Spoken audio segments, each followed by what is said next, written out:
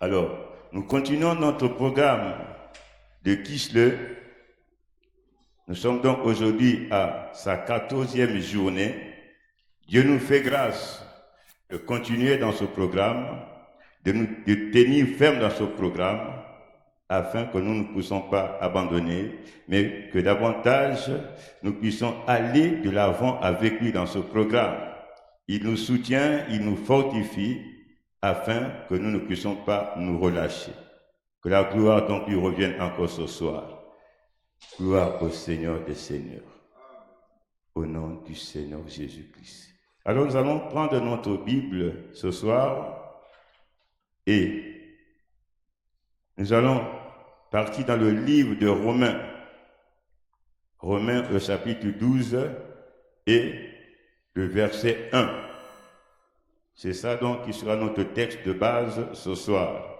Romains chapitre 12, verset 1. Aujourd'hui, nous allons toujours continuer avec le thème qu'on avait commencé hier, qui s'intitule donc, le sous-thème, qui s'intitule donc les sacrifices que Dieu agrée. Et aujourd'hui, nous allons donc faire la deuxième partie pour ce thème-là, les sacrifices que Dieu agrée.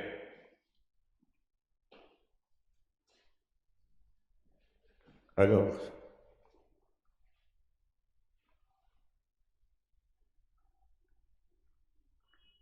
je disais donc que le texte, c'est Romains 12, verset 1.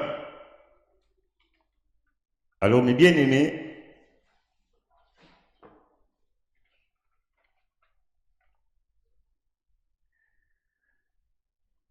dans l'ancienne alliance, mes frères et sœurs, comme dans la nouvelle alliance d'ailleurs, les hommes, pour recevoir l'approbation divine, devaient donc sacrifier, devaient donc offrir un sacrifice à Dieu.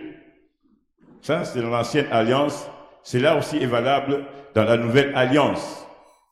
Pour avoir l'approbation divine, eh bien, il nous faut donc offrir un sacrifice à Dieu. Ce sacrifice pouvait être en nature, par exemple, un animal, par exemple, ce qui était bien fréquent dans l'ancienne alliance, qu'on devait offrir à l'Éternel, un animal, par exemple, mais cela aussi pouvait être un sacrifice en monnaie. Je prends l'exemple de Judas qui avait sacrifié le Seigneur Jésus-Christ juste pour quelques pièces de monnaie. C'était un choix qu'il avait fait de sacrifier Jésus-Christ pour quelques pièces de monnaie seulement. Et donc, le sacrifice peut être en nature, ça peut être aussi en monnaie. Et bien aimé, comme le pasteur avait su le dire hier, et bien aimé, un sacrifice, c'est quelque chose que l'on offre avec un pincement au cœur. C'est quelque chose qu'on offre, mais avec un certain pincement au cœur. C'est quelque chose que tu donnes quand tu es en train de donner, ça peut te faire mal. C'est ça qu'on appelle donc un sacrifice. Quelque chose dont tu es en train de donner, tu sens que ça te fait quelque part, ça te fait mal. Hein? Avec un certain pincement au cœur. C'est ça, le sacrifice que Dieu approuve. Quand tu fais quelque chose, que tu sais que tu le fais avec quelque part comme une certaine douleur, comme un certain pincement au cœur, eh bien, c'est celui-là même que le sacrifice que Dieu agrée. C'est celui-là même le sacrifice que Dieu agrée. Jésus lui-même, dans Marc le chapitre 12, verset 44, faisait le témoignage d'une femme veuve qui avait donné en sacrifice, qui avait donné comme un sacrifice, comme offrande à Dieu, tout ce qu'il possédait, tout ce qu'il avait pour vivre, C'est-à-dire, il n'y restait que cela dans sa maison à vivre. C'est tellement qu'il pouvait avoir une famille avec lui, mais c'est tout. Jésus dit que c'est tout ce qu'il avait, tout ce que cette veuve avait dans la maison comme monnaie, elle avait ramassé cela et elle a donné en sacrifice comme offrande à Dieu, à l'Éternel. Elle en avait donné. C'est tout ce qu'elle avait. Alors il faut se dire, c'était tout ce qu'elle avait. Mais comment elle devait donc vivre, ou faire vivre sa famille à la suite? Comment donc elle ferait faire vivre sa famille à la suite? Et bien aimé, un tel sacrifice, Dieu ne pouvait qu'agréer. Dieu ne pouvait qu'agréer un tel sacrifice qui est donné de cette manière. Quelque chose qui devait la faire mal, parce qu'il n'y avait que ça qui reste dans sa maison. Dieu ne peut qu'agréer un tel sacrifice. Dieu ne peut qu'agréer un tel sacrifice. Mais bien aimé, comme Dieu n'est redevable de personne, Dieu n'est redevable de personne. Alors mon bien-aimé, imaginez vous-même ce que cette veuve avait reçu en récompense après ce sacrifice qu'il avait fait. Dieu n'est redevable de personne. Tu donnes quelque chose à Dieu, Dieu te le récompense, il te redonne au centuple même. Je prends un exemple. Tu offres un sacrifice à Dieu de 10 000 francs, mais Dieu va te le remettre au centuple. Donc 10 000 fois 100, ça va te faire combien? Autour d'1 million. Et toi, tu n'as donné que 10 000. Parce que lui n'est redevable de personne. Il ne peut pas aussi accepter qu'un homme puisse le défier en donnant quelque chose. Mais c'est lui le Dieu auquel appartient l'or et l'argent. Alors tu l'as béni en quelque chose, lui il va te le remettre au centuple. Donc vous voyez bien que ce n'est pas parce que cette femme-là avait donné de tout ce qui restait dans sa maison pour vivre et qu'elle devait souffrir. Au contraire, Dieu l'avait béni en abondance. Dieu l'avait béni abondamment à cause de ces sacrifices qu'elle avait faits, qu'il avait fait mal, parce que c'est tout ce qu'elle avait dans sa vie, dans sa vie. Elle n'avait plus rien pour vivre. Dieu agrée de tels sacrifices, mes bien-aimés. Ce sont là les sacrifices que Dieu agrée. Dieu n'est jamais redevable de quelqu'un. Il n'est jamais redevable de personne. Quand tu sèmes, tu donnes, tu fais un sacrifice, Dieu te le retourne au centuple. Je peux vous faire un petit témoignage pour moi-même. Cela concernait le temps où j'étais encore en fonction dans mon ancienne institution à l'université Mariam Wadi. Eh bien, j'avais dans cette institution, pour gravir en grade, il faut passer, il faut travailler. On passe donc du petit grade, CETP, assistant, maître conférence, donc professeur adjoint et professeur titulaire. Il se devait donc que moi je puisse traverser ces étapes pour arriver à être professeur. Mais pour que je monte de la première étape, c'était difficile. Il y avait des obstacles, il y avait des collègues qui s'étaient levés contre moi, qui ne voulaient pas que je puisse prospérer, que je reste à la même place. Ils ne voulaient pas, ils ont tout fait pour barrer mon chemin. Mais Dieu a fait, Dieu a agi. J'en ai déjà fait ce témoignage ici-là, pour ce que Dieu avait. De quelle manière est-ce que j'ai été arrivé donc à franchir de ces étapes-là? Dieu avait fait. Mais la partie que je vais témoigner ce soir, qui a donc attrait au sacrifice qui fait mal, c'est que une fois que je suis passé, j'étais passé d'assistant à maître assistant la même année, chose qui ne se fait pas. Tout ça, c'est la grâce de Dieu. C'est impossible que tu passes, tu soutiens par exemple une thèse la même année que tu puisses aussi être avancé. C'est impossible, ça ne se fait pas. Mais c'était un cas particulier pour moi parce que Dieu était avec moi. Il avait agréé tout ce que je faisais. Donc, quand je suis passé, alors, il fallait donc après attendre 4 ans pour postuler donc au cadre supérieur de professeur. 4 ans, c'est la durée qui est donnée. Donc, entre chaque grade, il y a 4 ans qu'on doit se reposer afin de passer. Mais bien aimé, qu'est-ce que j'avais fait dans le cadre donc des sacrifices? J'avais fait quelque chose de très dur, de très difficile même. Mon bien aimé, j'avais donné en sacrifice comme prémisse mon tout premier salaire quand j'étais passé maître assistant. Tout le salaire sans enlever aucun seul franc. Bon, imaginez-vous un père de famille qui a une famille de 9 personnes, qui prend donc tout son salaire et qui donne à Dieu. Comment devait-il vivre pour terminer le mois qui devait commencer? Mais moi, je l'ai fait. J'ai sacrifié tout mon salaire. Je n'ai enlevé aucun seul franc. Je l'ai sacrifié, donné en sacrifice comme prémisse à Dieu. Voyez, un sacrifice qui fait mal. En sachant que je suis en train de faire, j'ai des charges électriques à payer, les charges d'eau à payer, les charges de ma famille à payer pour ce mois-là. Avec quoi devais-je le faire? Mais j'ai pris ce risque et j'ai fait ce sacrifice. J'ai tout donné. Et bien aimé, ce n'est pas que j'ai donné comme ça là.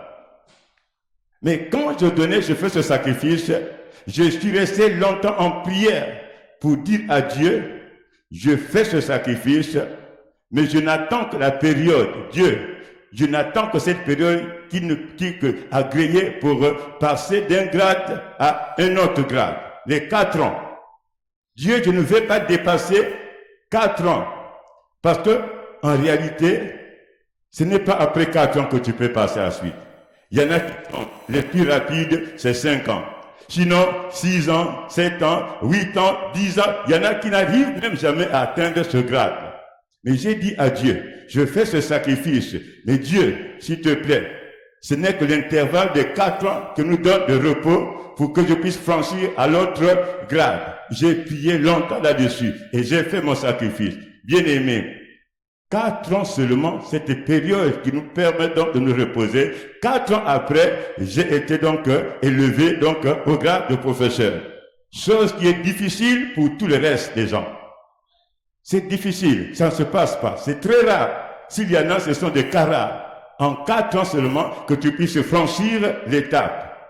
Il y en a qui n'arrivent jamais même à atteindre cette étape-là. Ils sont restés très longtemps, mais ils ne sont jamais montés, franchis cette cape. Et moi, par la grâce de Dieu, à cause du sacrifice des prémices que j'avais semées dans la maison du Seigneur, eh bien, Dieu avait exaucé ma prière. Dieu n'est redevable de personne. Quand tu as semé, il va te le redonner au centuple. Dieu n'est redevable de personne. Donc j'ai fait cela, les gens étaient étonnés, ils se demandaient, mais comment est-ce qu'il a fait? Beaucoup jusqu'à présent me demandent, mais comment tu as fait? Comment tu as fait? Je dis, oh, mais c'est simple, je sers un Dieu vivant, qui agit, qui est capable de faire des miracles et des prodiges dans la vie de ses enfants.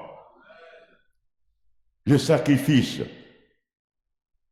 Et bien aimé, les hommes se devaient donc d'offrir un sacrifice à Dieu pour recevoir l'approbation divine. Ils se devaient donc d'offrir un sacrifice à Dieu. Un sacrifice qui devait être comment? Qui devait être agréable à Dieu. Un sacrifice sans tache qu'on devait donc donner à Dieu pour recevoir l'approbation de Dieu. Hein? C'était un animal, par exemple. Ça devait être un animal vivant. On n'offre jamais un animal mort. Ça devait être un animal sans tache. Ça devait être un animal saint. Et c'est ça là qu'on devait offrir donc à Dieu en sacrifice. Si c'est un sacrifice en monnaie, eh bien, bien aimé, ce n'est pas de la monnaie extirpée de la fornication. Ce n'est pas de la monnaie extirpée de la prostitution. Ce n'est pas de la monnaie extirpée du vol qu'on doit sacrifier à Dieu et que Dieu doit agréer. Non. Ce ne sont pas ces genres de monnaie-là, cet argent-là. qui sort donc du vol, de la prostitution, de la fornication, des trahisons. Ce n'est pas cela que Dieu agrée comme sacrifice. C'est un sacrifice sans tache, un sacrifice vivant, agréable à Dieu. C'est pourquoi, mes bien-aimés, pour offrir un sacrifice, donc à ce temps-là, pour offrir un sacrifice que Dieu agrée, il fallait donc respecter les conditions définies par la loi. Il fallait donc respecter les conditions réunies par la loi. Et ce sont ces conditions-là dont le pasteur nous en a parlé hier, pour ceux qui étaient là hier à l'église. Il fallait donc respecter certaines conditions afin que le sacrifice que tu veux t'amener à faire, que Dieu puisse agréer ce sacrifice, afin donc de t'accorder l'approbation. Il y avait donc certaines conditions définies par la loi qui devaient être respectées, comme on a entendu, on l'a reçu hier à la réunion au 13e jour de Kislev. Des conditions déterminées par la loi. Mes bien-aimés, comme l'a dit le pasteur hier soir à la fin, si vous avez remarqué, à la fin, avant de passer aux prières, il avait dit à la fin que le meilleur des sacrifices que nous pouvons offrir, c'est de nous donner, de se donner soi-même à Dieu. C'est ça le meilleur sacrifice. Le meilleur des sacrifices, c'est de se donner soi-même à Dieu.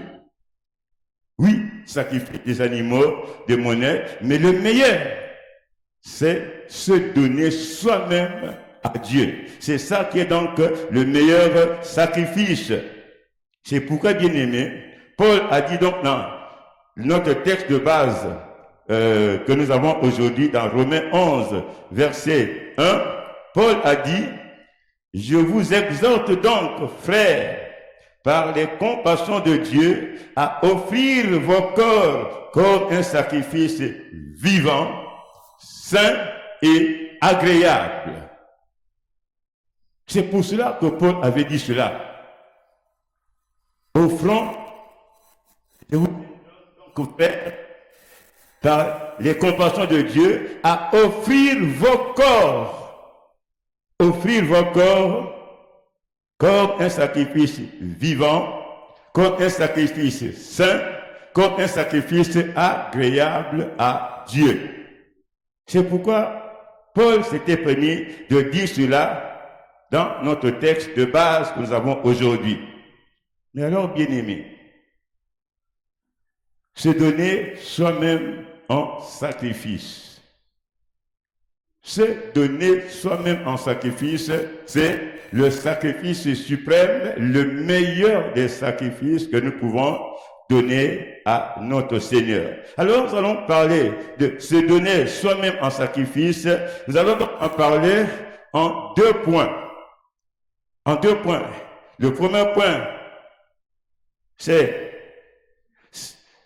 sacrifier notre corps pour Dieu.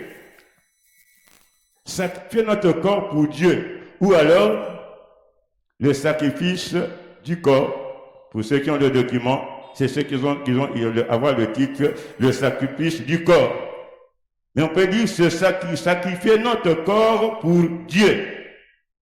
Mon bien-aimé, de la même manière que l'animal qui devait être sacrifié devait être vivant, devait être agréable, devait être sans tache, eh bien, mon bien-aimé, il est indispensable, voire important, mon frère, ma sœur, de conserver notre corps agréable à Dieu, afin de recevoir l'approbation divine. Si, pour les animaux, il y a ces conditions-là, eh bien, nous-mêmes aussi, en tant qu'êtres humains, afin que corps humain, nous aussi devons chercher à être agréables devant Dieu, afin de recevoir l'approbation divine. afin de recevoir donc l'approbation divine. Car vous le savez vous-même, mes bien-aimés, c'est dans Proverbes chapitre 16, verset 7, il est dit dans ce passage, car vous le savez vous-même que quand Dieu approuve les voies d'un homme, il dispose favorablement à son égard, même ses ennemis. Quand Dieu approuve les voies d'un homme, il dispose favorablement à son égard, même ses ennemis. Même ses ennemis, mes bien-aimés. En sorte que ses ennemis qui croient combattre pour lui, en fait, Dieu les utilise pour ta bénédiction. Si tu es approuvé de Dieu, même tes ennemis qui croient combattre pour toi, en fait, ils croient combattre pour toi, mais en réalité, ils sont en train de travailler pour que toi, tu sois élevé. Ils sont en train de travailler pour que toi, tu aies la promotion. C'est ça que ça veut dire. Quand Dieu approuve les voies d'un homme, même tes ennemis, bien-aimés, et qui croyaient te combattre, mais en fait, ils sont en train de travailler pour toi. Ils sont en train de travailler pour toi, pour que toi, tu puisses avoir la promotion, l'élévation, la gloire, la victoire en toutes choses. C'est ce que ça veut dire. Bien-aimé, je l'ai vécu. J'ai vécu cela, bien-aimé. J'ai vécu cela avec tout ce que j'ai pu avoir mon combat pour franchir des étapes dans mes échelons. Eh bien, il y avait des hommes, des collègues, c'était des collègues qui étaient tellement montés contre moi, je ne sais pour quel motif, et qui ne voulaient pas que je puisse prospérer, aller de l'avant dans les grades. Ils ont mis des barricades, ils ont mis des barrages, ils ont mis tout ce qu'ils ont pu faire pour arrêter ma progression. Mais en fait, pour Dieu, tout ce qu'ils étaient en train de faire n'était que des escaliers qu'ils étaient en train de placer pour que moi je monte et je monte et je monte et jusqu'à la fin. C'est ça qui s'était passé. Plus ils mettaient des barricades, plus Dieu les utilisait comme s'ils mettaient des échafaudages, des escaliers pour que moi je gravisse. Et finalement, malgré leurs barricades qu'ils ont fait contre moi, ils étaient surpris de me voir à haut. Ils étaient surpris. Voyez? Ils étaient surpris, bien-aimés. Ils étaient surpris. Donc, ils ont fait ça. Mais ce sont pourtant des collègues que je connais bien, qu'on cause très bien. Mais, sous la table, ils manigançaient des choses juste pour pouvoir me freiner. Et, ce qui est curieux encore, c'est que, finalement, quand je suis passé finalement professeur, eh bien, la première thèse dont j'ai été rapporteur, eh bien, j'ai travaillé avec les mêmes gens qui étaient donc en train de me garder, me bloquer. Je me suis retrouvé avec eux dans le même jury. Eh bien, j'étais étonné. Ils me barraient, mais mon premier jury de thèse, j'ai travaillé avec eux ensemble. Et pourtant, hier, ils me combattaient, ils ne voulaient pas que je monte. Voilà ce que Dieu fait. Il dispose favorablement à ton égard ses ennemis pour que toi, tu prospères, que tu t'élèves. C'est ce que Dieu fait quand il approuve les voies d'un homme. C'est pourquoi, mon bien-aimé, il est indispensable, voire important, que de conserver notre corps agréable à Dieu pour recevoir l'approbation divine. Il est très important, il est indispensable que nous puissions conserver donc notre relation, notre corps agréable à Dieu, afin qu'il puisse nous bénir davantage. Mais mes bien-aimés, qu'est-ce qui fait que le corps de l'homme ne soit pas un sacrifice agréable à Dieu? Qu'est-ce qui fait que le corps de l'homme ne soit donc pas un sacrifice agréable à Dieu, mes bien-aimés? Eh bien, ce sont donc, mes bien-aimés, Ce sont donc les mauvaises pensées, les meurtres, ce sont donc les adultères, les impudicités, les vols, les faux témoignages, la calomnie, la fornication, l'excès de table, l'excès d'alcool, mais ce sont ces choses-là qui font que le corps de l'homme ne soit pas agréable à Dieu. Bien-aimé, tant que tu resteras dans cette position, dans ces choses-là qui n'honorent pas Dieu, tu ne seras jamais approuvé par Dieu. Tant que tu demeures dans le mensonge, tant que tu demeures dans la jalousie, tant que tu demeures dans les commérages, tant que tu demeures dans les excès de boissons, tant que tu demeures dans le tabagisme, tant que tu demeures dans les complots, la jalousie, mon bien-aimé, tu ne seras pas agréable devant ton Dieu. Tu ne seras jamais agréable devant ton Dieu. Ce sont ces choses-là qui font que, notre corps ne peut jamais être trouvé agréable devant Dieu. Ce sont ces choses-là, bien-aimés. Les œuvres de la chair. Ce sont ces œuvres de la chair qui nous séparent, qui mettent donc un barrage entre nous et Dieu, de telle manière que nous ne soyons pas agréés par Dieu. De telle manière que nous ne puissions pas recevoir l'approbation de Dieu. Les œuvres de la chair, mon bien-aimé, pourront faire que tu ne puisses pas recevoir tu ne sois pas agréé par ton Dieu. Ce sont ces choses-là, mes bien-aimés. Alors, mon bien-aimé, fuyons ces choses-là. Éloignons-nous de ces choses-là, afin que nous puissions demeurer toujours agréables devant Dieu, et que nous puissions tous avoir l'approbation de Dieu. Fuyons ces choses-là, mes bien-aimés. Fuyons ces choses-là. Séparons-nous de ces choses-là, mes bien-aimés. Séparons-nous des œuvres de la chair qui peuvent nous empêcher d'être agréables devant le Seigneur. Séparons-nous de ces choses-là, mes bien-aimés. Séparons-nous de ces choses-là, mes bien-aimés. 1 Pierre, chapitre 1, verset 15, nous dit,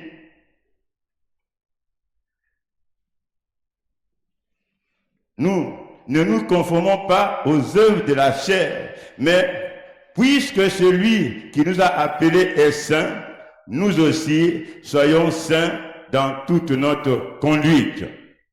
Celui qui nous a appelés, c'est le Seigneur Jésus, lui il est saint. Nous aussi, mon bien-aimé, faisons tout. Faisons tout pour que nous soyons, nous aussi, saints. Que nous soyons aussi saints, de telle manière que nous demeurons et nous restons agréables devant le Seigneur, notre Dieu. Faisons tout, mes bien-aimés, que nous soyons toujours trouvés saints, agréables devant le Seigneur.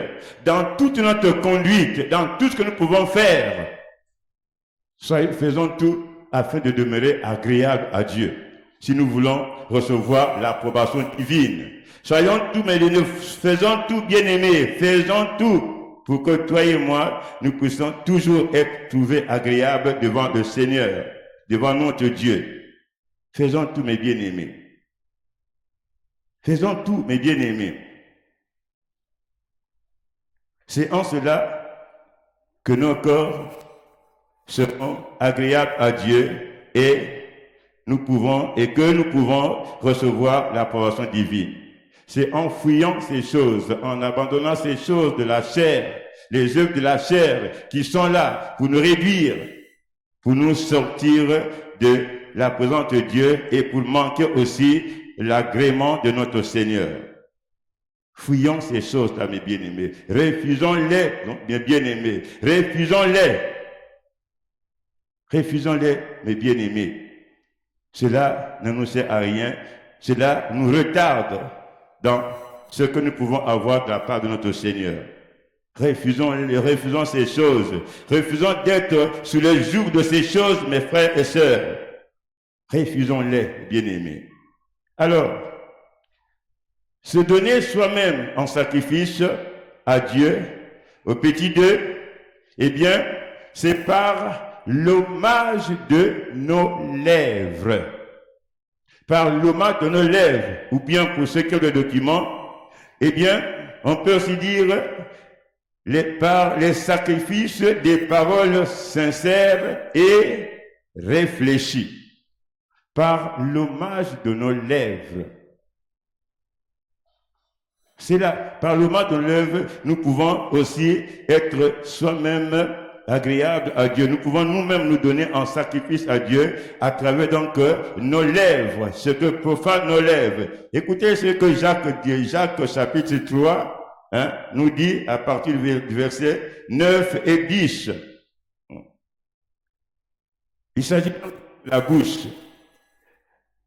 Par la bouche, nous bénissons le Seigneur. Par elle aussi, nous maudissons les hommes qui sont faits à l'image de Dieu.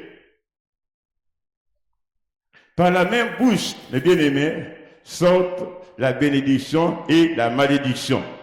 Alors donc, mon bien-aimé, c'est à toi donc de faire attention. Que ta bouche ne soit pas un instrument qui va te sortir de l'agrément de Dieu. Que tes lèvres ne soient pas un instrument qui va te sortir de l'agrément de Dieu. Comment?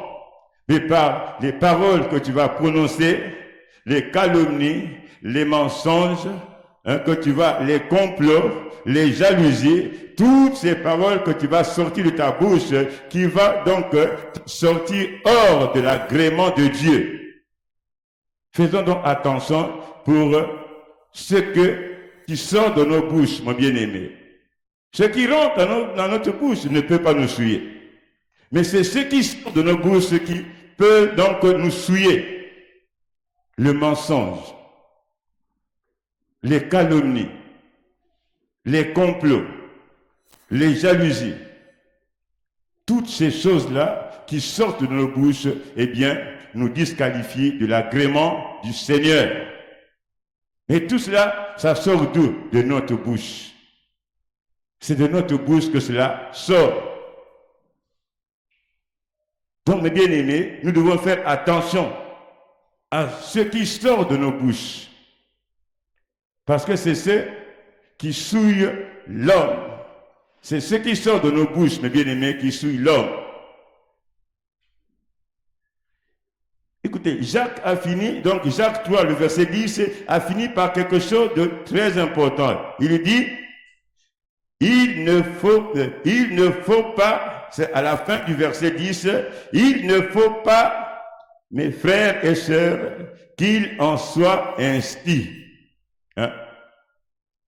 Il ne faut pas qu'il en soit ainsi de nos bouches.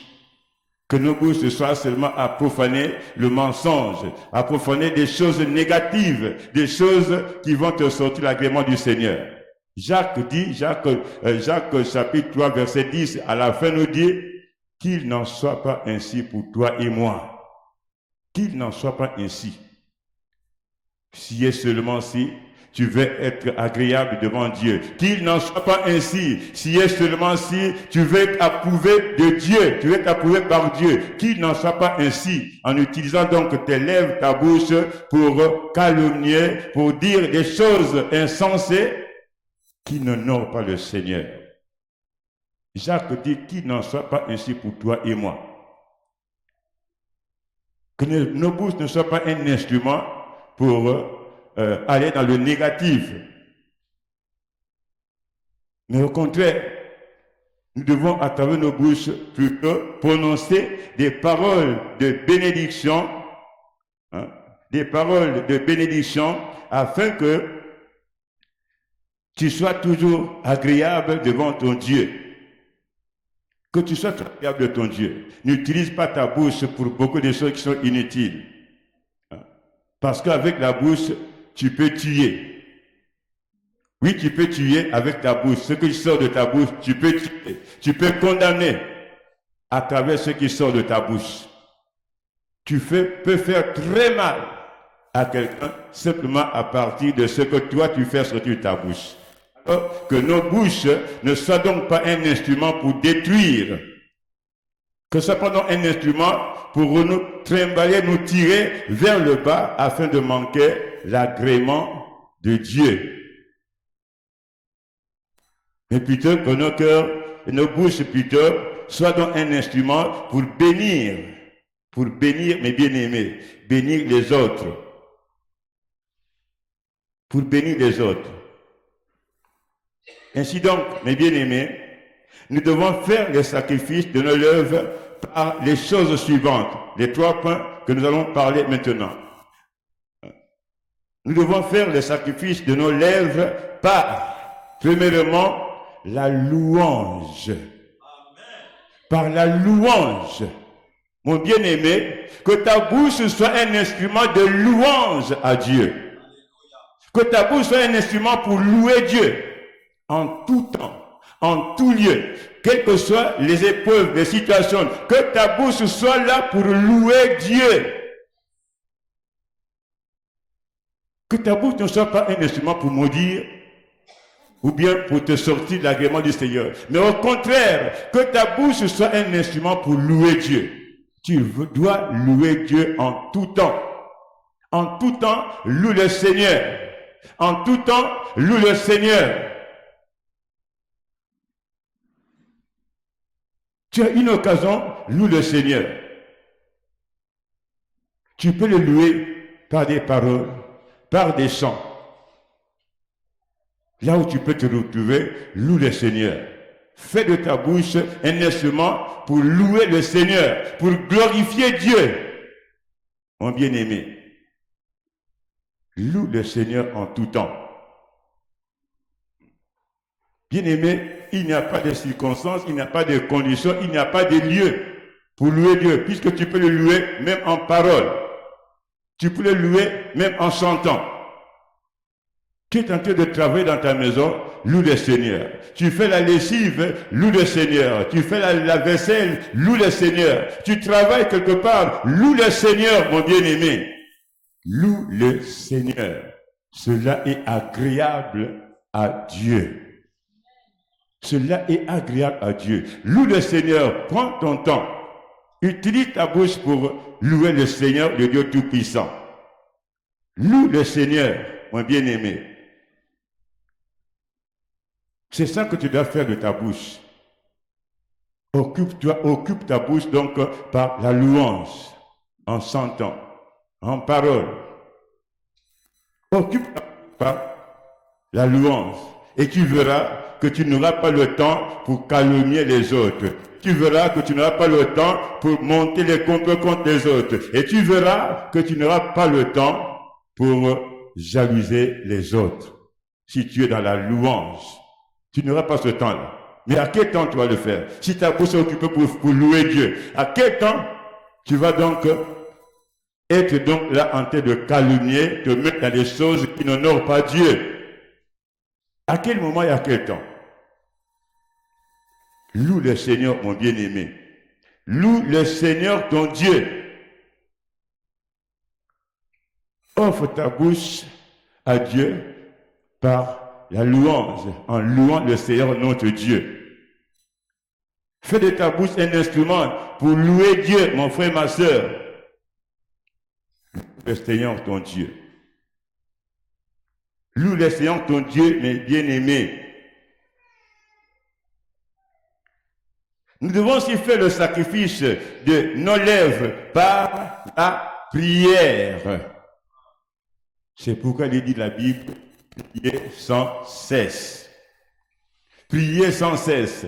Prends ton temps. Si tu n'es pas en train de louer ton Seigneur, eh bien, prie. Parle à Dieu. Prie, prends ton temps pour prier. Prends ton temps pour prier. Bien-aimé, la Bible, en disant prier sans cesse, n'a pas déterminé des bornes pour les prières. N'a pas dit que non, prier sans cesse, je fixe ça pour tel temps et tel autre temps. Non, c'est sans cesse.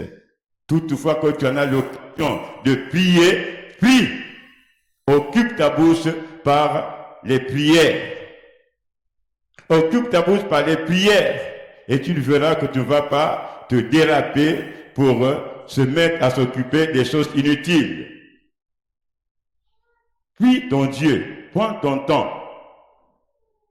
Même dans les toilettes, prie ton Dieu. Même dans la douche, tu peux prier ton Dieu. Au travail, tu peux prier ton Dieu. Partout, même dans la douche, mon bien-aimé, tu peux prier ton Dieu. Au travail, avant de faire quelque chose. Bien-aimé, il y a un aspect que nous oublions très souvent. Nous tous, nous montons dans des véhicules. Mais mon bien-aimé, monter dans un véhicule ne te garantit pas l'arrivée à destination. Alors prie le Seigneur, même avant de prendre une occasion de transport, prie le Seigneur, recommande ton déplacement entre du Seigneur afin qu'il te bénisse, qu'il te protège et que tu arrives à destination. Vous voyez bien qu'il n'y a pas de bornes pour prier. Partout et en tout lieu, on peut toujours se mettre à prier. On peut occuper notre bouche pour la prière. Tu t'es réveillé le matin, mais prie le Seigneur, rends grâce à ton Dieu. Parce que si toi tu t'es réveillé, mais tu ne sais pas qu'à côté, ton voisin il est mort. Mais toi tu t'es réveillé. Il y a quel différence entre toi et celui qui est mort? C'est pas la même chair, nous n'avons pas les mêmes cellules, mais lui il est mort. Mais toi tu es vivant. Pourquoi ne pas rendre grâce à Dieu? Pourquoi ne pas prier ton Dieu? Il y a tellement des occasions qui sont là, qui nous poussent donc à prier pour remercier Dieu, par exemple, pour tout ce qu'il est en train de faire pour toi, pour ta famille. Il y a autant des occasions, mon bien-aimé. C'est pourquoi la Bible a dit bien, priez sans cesse. C'est pour ça que la Bible nous recommande de prier sans cesse. Parce qu'il n'a pas délimité les conditions, ni les temps, ni les bornes pour la prière. La prière, mes bien-aimés. La prière, mon bien-aimé. La prière. Faire le sacrifice de tes lèvres en priant en tout temps. Cela est bon et agréable pour Dieu. Cela est bon et agréable pour Dieu, mon bien-aimé. Alors, comment faire le sacrifice de nos lèvres? Comment faire le sacrifice de nos lèvres? On peut aussi le faire quoi? Par la prédication de la parole de Dieu.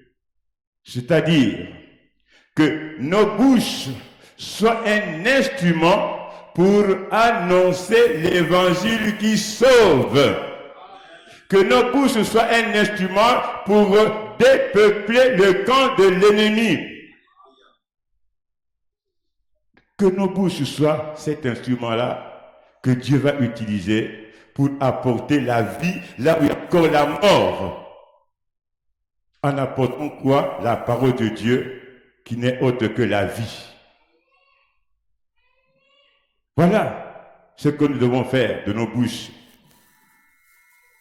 Allez apporter la vie.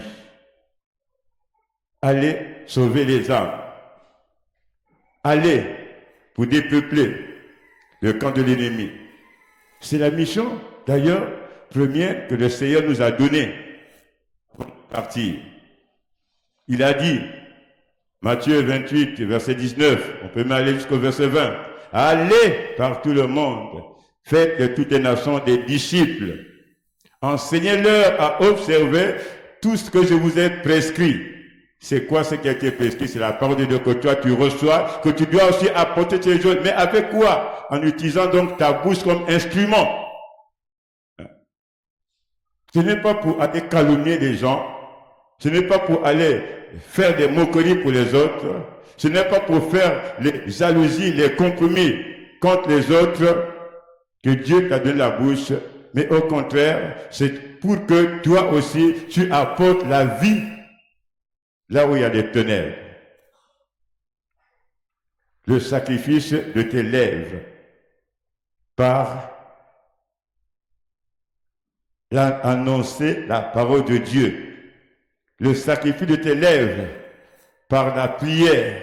Le sacrifice de tes lèvres par la louange. Mon bien-aimé, c'est en cela, bien-aimé, si tu demeures dans cette logique, mon bien-aimé, tu seras toujours agréable à Dieu. Tu seras toujours agréable à Dieu, mon frère, ma soeur. Tu seras toujours agréable à Dieu. Dieu avait promis à ceux qui feraient donc de tels sacrifices le pardon, l'amitié et l'approbation.